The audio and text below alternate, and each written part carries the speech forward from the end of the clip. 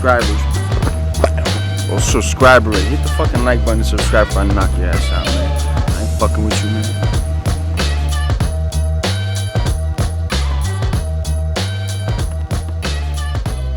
UFC Vegas 54 back at the Apex. Rakic versus Blachowicz. Great main event, intriguing one. We'll see how it goes. Rest of the card, not that great, but we do have a couple sneaky good fights that I'm looking forward to. I'll break down the main card like usual. Provide some free picks, some leans, maybe tell you what to avoid, or at least what I'm avoiding on the card. If you want this card and all my sports bets, I handicap 7 different sports. Remember, not just the UFC, all at a high level, all profitable. Visit systemsportscapping.com. Systemsportscapping.com. Get a subscription today. Get added to the worldwide client list. If you haven't already, guys, follow me on Instagram and Twitter. I think I'm a great follow. I give out free picks, weekly record updates, sports news, betting news, etc. And client comments over the years as well. Client comments going all the way back to 2019 up until present. And all my winning tickets. Every time I have a winning ticket or a big winning ticket, sometimes smaller units I won't post, win or lose, but most of my bigger ticket plays or big nights I will post, so you can check that over there on my Instagram. I do save it in the stories. UFC 274 recap. UFC 274 recap, just from a client standpoint, on my personal standpoint. Profitable card going 3-1 in all fights. Only one loss, some guys you probably are aware of, is Rose. We had Rose in a 2-5 parlay. We'll discuss that here quickly. But we got to start off with Charles Oliveira. Charles Oliveira, what a performance. What a performance from him. So dominant on the ground. Gaethje's ground game, it's very low level. We knew if it was going to get there, it was going to be a Charles Oliveira sub or TKO finish. And it's just blue belt level jiu-jitsu is not going to be enough against one of the best black belts probably in the world, definitely in MMA. Such a pleasure to watch him. He's going to be up there for one of my new favorite fighters. I always liked him. I always liked what he brought, just that come forward, I'm willing to take one and to get one back and try to get you to the ground and submit you. And that's how he fought. He got dropped twice in that fight. And he wants and invites you to come down to his game and into his guard, because he'll work off his back. He works off his back as good as anybody. But no one wants to engage in that. So he just comes forward, takes a shot, and he's improved his striking a ton. He hurt Gaethje a couple times, and that's how he got him to the ground. He didn't wrestle him to get him to the ground. He hit him, knocked him down, and then jumped on the submission game. So love what I see from him. I thought it was robbery to steal his belt for a half pound. Especially after all the issues that people were talking about the scale that week, that day. Yes, you have to, it's a championship fight. You got to come right exactly on the 155 number, but it's a half pound. Come on, guys, a half pound we're talking here. So it's frustrating to see, but he's the real champion. We know that. I think I don't think anyone's going to beat him right now. I would love to see the Islam fight. Who wouldn't want to see that fight? Because if it's going to be just him coming forward, what's Islam going to do? Right? Islam doesn't have that striking to worry Charles. He doesn't have that striking like Gaethje to worry Charles, and Charles still didn't care. Gaethje's one of the hardest hitters, best strikers in the world. Right? So if Islam can't get him to the ground and keep him there, that would be a very intriguing matchup. As of right now, it would be on Charles to win that fight. But yeah, I would love to see that one. Hopefully that one does happen. Got to talk about the Rose fight. Not much to talk about, right? That was probably one of the worst fights I've seen. I see a couple people say it was a good chess match and very a high level fight. Don't say that. Like, I get that Rose was trying to avoid a takedown, but when you're able to stop her takedowns multiple times throughout the fight, why not go and strike her? Outstrike her. Move forward. Use some of your flashy, not the kicks, because the takedown will be there, but use some of the punches. Throw more. Use the jab. You were moving in and out, but you just weren't throwing anything. It was very mind-boggling. The corner was very confusing as well. I feel like Whitman and Brown, or I think his name is Brown, I could be forgetting that the name, Randy Brown, or not. Well, Randy Brown is the other. I forget his name, but the husband / coach, I think they just aren't on the same page with Whitman. It just looked very awkward. Saying the game plan was working. Was it though? Like, you weren't throwing anything, Rose. Like, you weren't throwing anything. At best, that fight was a draw. I think it was a draw. I still don't even see... Like, I still think Rose probably won the fight, to be honest. I don't think a title should have changed hands. Sometimes they say you got to take it away from the champion. In this case, you can say she lost the belt because she didn't go out and win it and try to do anything and just danced around for 5 rounds. So I see that point of view too, but Esparza really didn't do anything. Like, she got one takedown and got her back once. That was the only thing she really did. She really didn't land any punches that I can recall, maybe 1 or 2 shots. I don't recall much. And then Rose got that takedown to steal round 5. Very hard to judge. I would have called it a draw and no belt change. That's exactly what should have happened. A draw with no belt change. But hey, you don't leave it to the judges. Rose was just very disappointing. And I get it why she should have lost the fight, because she didn't do anything. It was very surprising. Very surprising from Rose. Very worried about that takedown. It was just in the back of her head too much, and that's what happens, right? So definitely ruined my 2-fight parlay. I did have the main event not to go the distance with Rose around even money. That one was ruined there, but we did hit a nice 1-unit play on Randy Brown. That's why I think I was mixing up the guys' names prior. Randy Brown I had plus money. We got it at over Chaos Williams. And Chaos Williams is always a tough fighter to bet against just because he has that one-shot power. And Randy Brown did a great job avoiding it. He moved very well. He used his jab really well and his length. And he went in and out, moved well to win that fight. He's improving every fight. Definitely like what I see from Randy Brown. Weekly update, guys. Let's get into the weekly update here.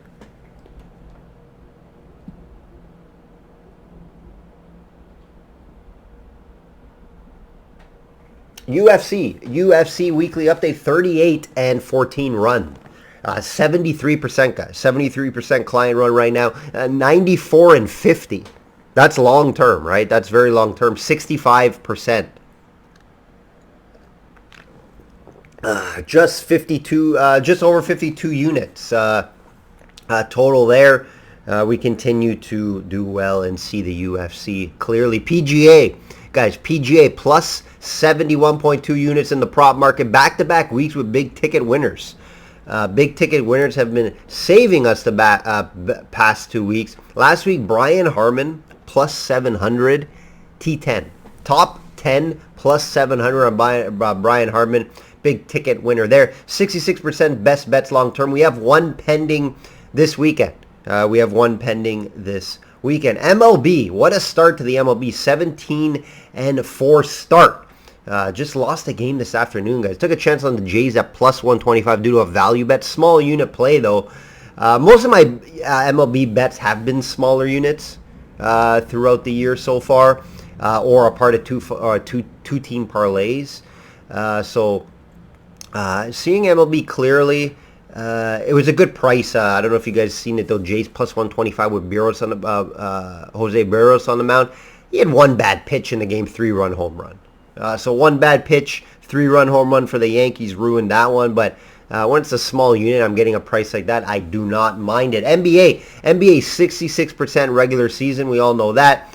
Turning around a little bit in the playoffs now. 9-7. 9-7 in the playoffs so far. NHL 66% regular season. 32-12 run, guys. 32-12 run. 5-2 playoffs. 5-2 in the playoffs. Let's do the NFL reminder.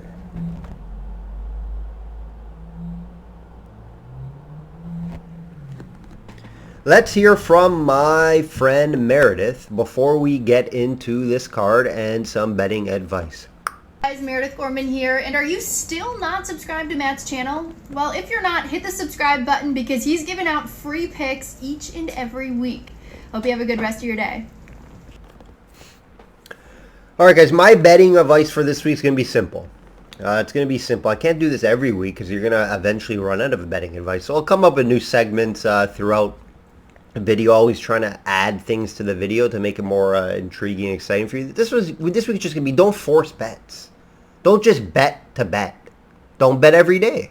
People that bet every day force bets. And that's why I like to think that I have a really clean and high winning percentage, because I don't force bets. I don't bet every day. I bet often. I would say on average 5 to 6 days a week. 5 days a week, I would say. I don't bet every day though. If I run through all my sports that I bet on, I do all my research. If I don't like something, or I don't like the card, I don't bet the card. I do have unit systems that I bet. So for me, for instance, why I call it system capping is because I have a system in place for each sport to get up to a certain unit. So a best bet, it has to hit all 5 things I look for example, and then some, right? Full unit plays, same thing, around 4, depending on the sport. 4 to 5 different things that I look specifically in a game, and my advantage over the books. And then 0.5 units is more, I get some good value, big plus money bets, or something that doesn't hit all 4 to 5 aspects I look for in a bet. And you may hit 2 or 3, but I still like the angle, maybe the situation and the value on it. So find a system like that. That's why I provide that system to clients, because I have a structured betting system. Just don't force bets. That's why you lose money. That's why you don't profit long term. I don't force bets. Every time I put out a bet, I really like the bet. Like I said, the half unit bets that I throw out, I may not love it, but I love multiple things on the bet and the value. Like for instance, the Jays today in the afternoon, or a golf bet that's like plus 200, or that Harmon bet, for example, plus 700. Things like that where I see value, I'll bet a little lower, even some small units on big prices. Just find a system. Don't bet every day is my opinion, and don't force bets to start profiting long term. So guys, let's get into the main card. Let's get into this main card here. Shop around. Shop around for best price. What do I always say? Shop around. Have multiple books. It is very important. Interesting main event. Blachowicz plus 160 versus Rakic minus 190. We all knew this fight was eventually going to happen. It is happening. Interesting main event. I would say a tough one to call. Not an easy bet. Not a fight that stands out to me right away and say, wow, I like him. Both big body guys, fairly well-rounded. Rakic hits heavy. Excellent leg kicks. Very strong leg kicks. You don't want to take too many of those to the legs. He has some decent wrestling. We don't see a lot of wrestling from him, but he can use his body to just kind of wear you down and hold you down. He's a big guy, right? We've seen him before in fights. Only the one split decision loss to Ozdemir, and he probably won that fight, right? He only has the one loss in the UFC. I think he probably won that fight. There was a split decision to Ozdemir, but it was earlier in his career, and Rakic has made improvements over time. He does have some big wins. They're not all fights or wins against guys lower level. There's some top level guys. Thiago Santos, one of the probably worst fights that I've seen, but he did enough apparently to win that fight. Anthony Smith, that was a big win as well. He just used his size in that one. If I recall, Jimmy Manoa and Devin Clark are some of his highlight wins. A couple of those wins were snoozers. Like I mentioned, that Santos fight. The last 3 of his fights have all been decisions. Seems like when he stepped on competition, he's having trouble putting guys away. At the beginning of his career, he was finishing fights. Nice leg, nice knee, I remember he finished a guy with. Now it's just more, it looks like it's structured, just trying to win on points.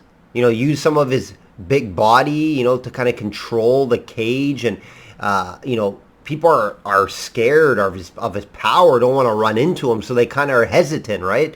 So he's just winning snoozers of decisions here. So I'm hoping this fight doesn't go like that. I'm really hoping it definitely doesn't. It's going to be a step up in competition for him against a champ, of course. Jan, we know his story. We know Jan's story, right? Champion this division, just lost at the Glover where he looked pretty bad in that fight.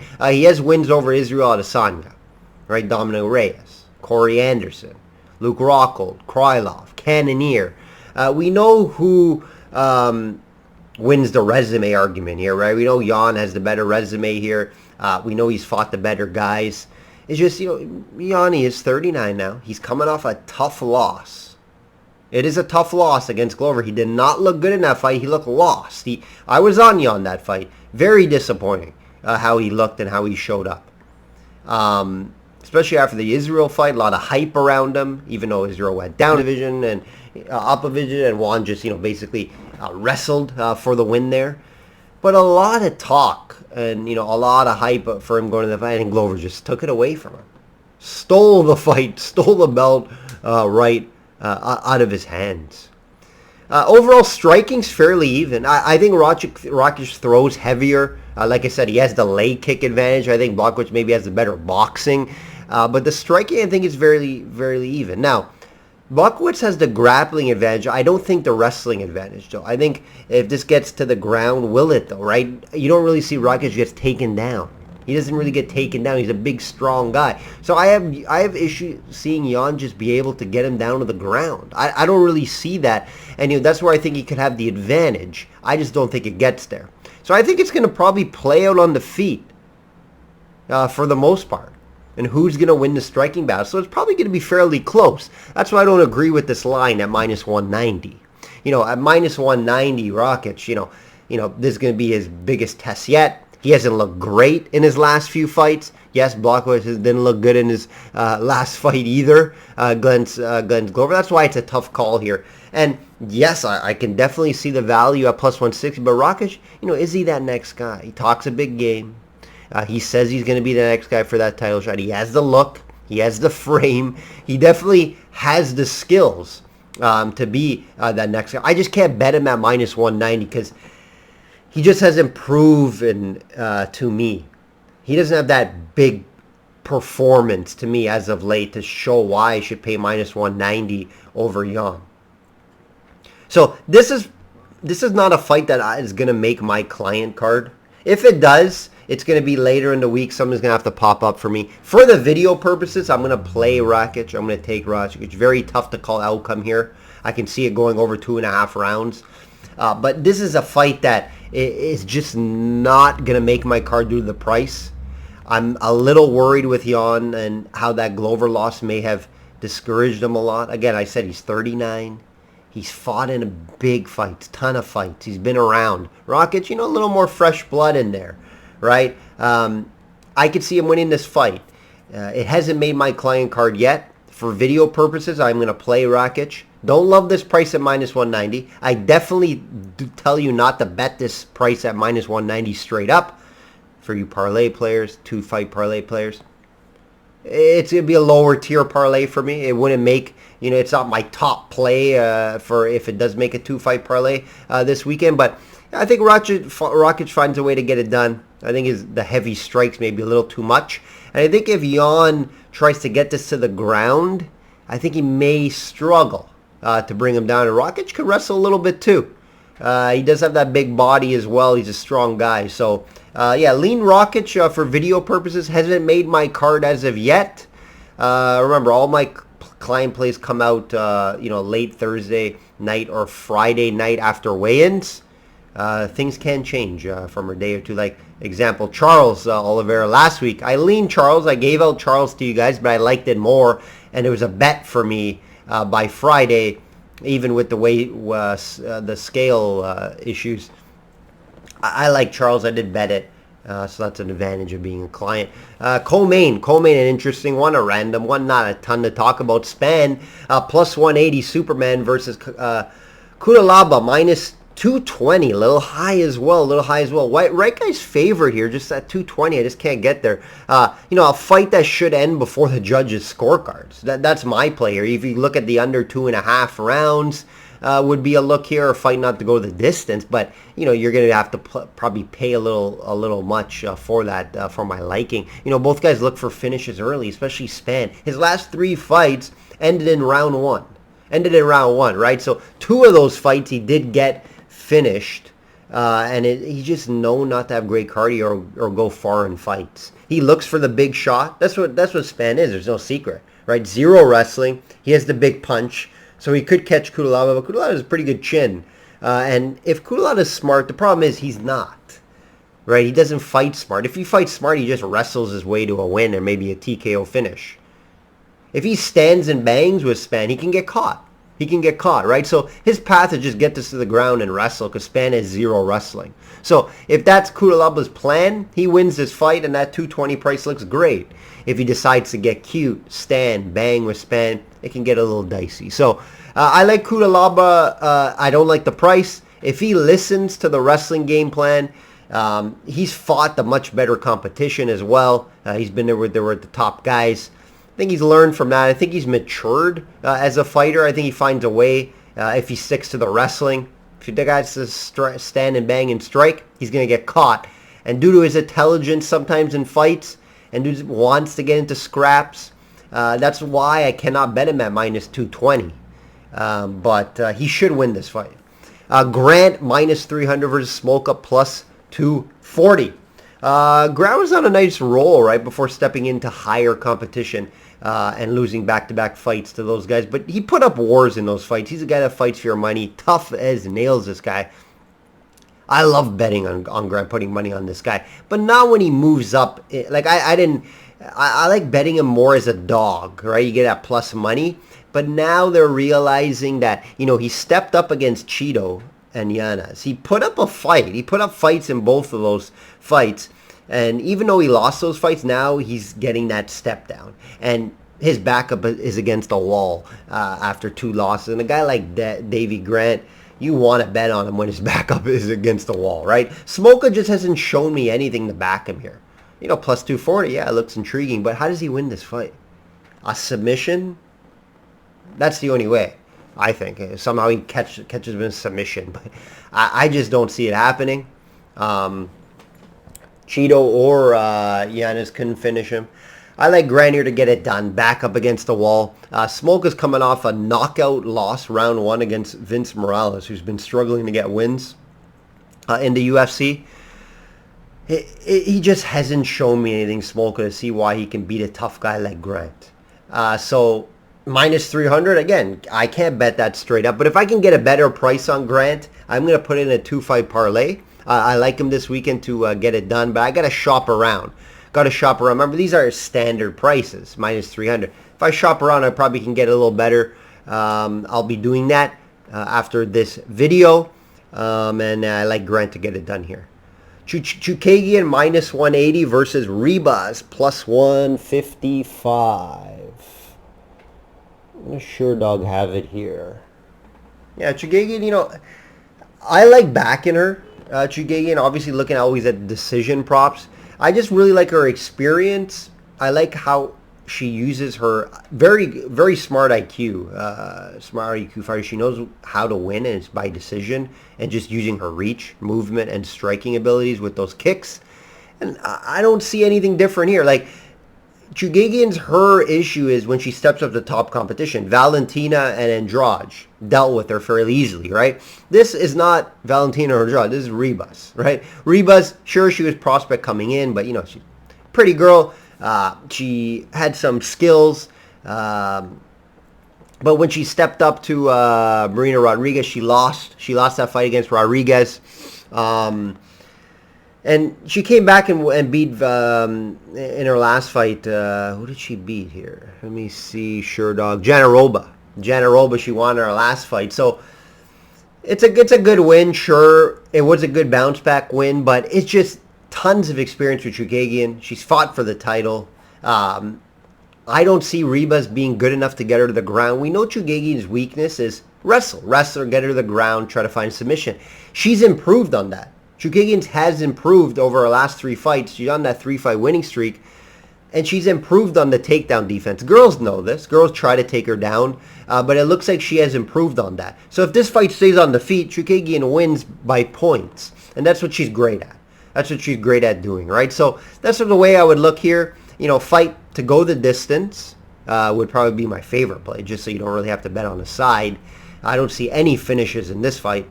And, Chikagian, by decision at plus money, you don't want to pay minus 180 on a women's MMA fight.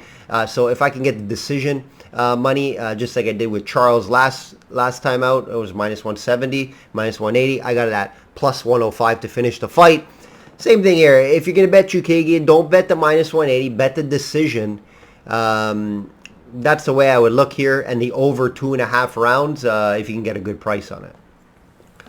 Camacho is back plus 115 versus Torres minus 135. This is a classic vet versus newcomer type of fight.